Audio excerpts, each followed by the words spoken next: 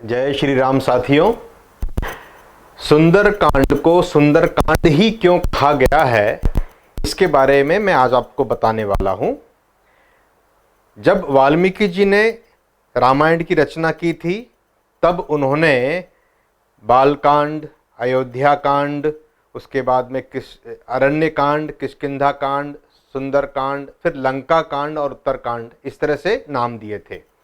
ये जो नाम थे ये जगह के हिसाब से थे।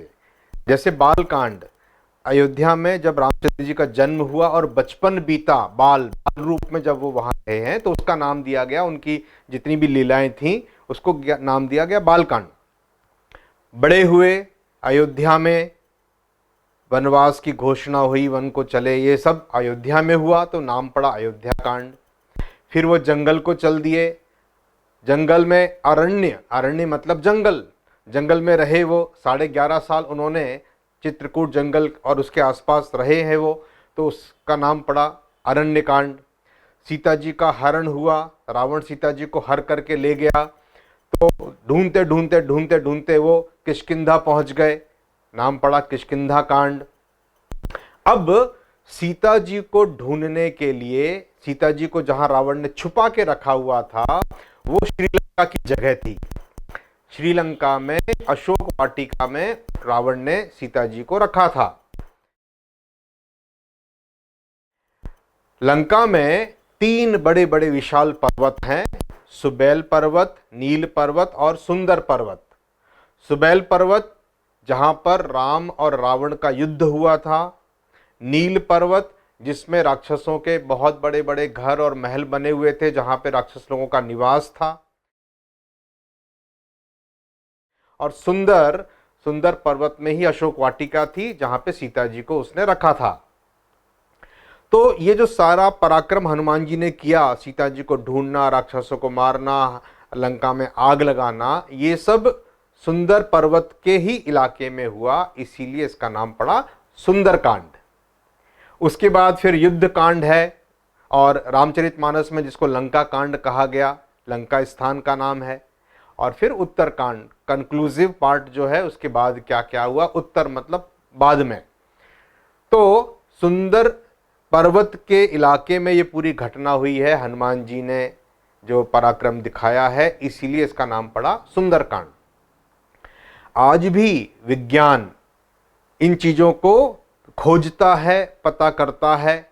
जैसे कि अगर आप मैप में देखोगे, मैप में अगर आप देखोगे तो ये भारत और ये श्रीलंका। श्रीलंका में अगर हम इसको जूम करते जाते हैं, श्रीलंका का नक्शा, श्रीलंका के बीच में वाला जो स्थान है, बीचों बीच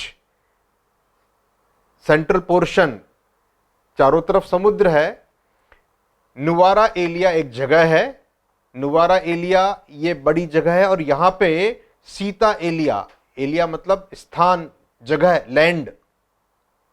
ये जो सीता एलिया है, यहीं पर अशोक वाटिका थी। अगर हम इसको और थोड़ा एरिया वाइज देखना चाहें तो ये देखिए, ये जो लाल रंग से एरिया बताया गया है, इसका नाम है सीता एलिया, और यहां पर एक सीता अम्मा कोविल, सीता माता का एक मंदिर बना है। ये सीता माता का मंदिर, ये हजारों साल पुराना है, और यहां पर ये अशोक वाटिका का इलाका कहलाता है जहां पे सीता जी को रखा गया था।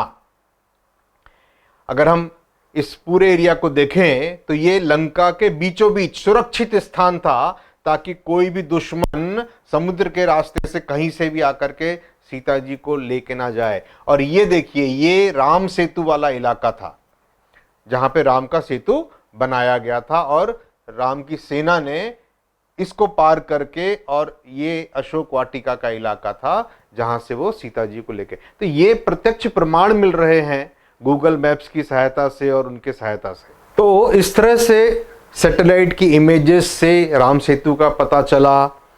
वहाँ के लोगों में हजारों सालों से सीता, अशोक वाटिका, उनका मंदिर वहाँ पर बना हुआ है।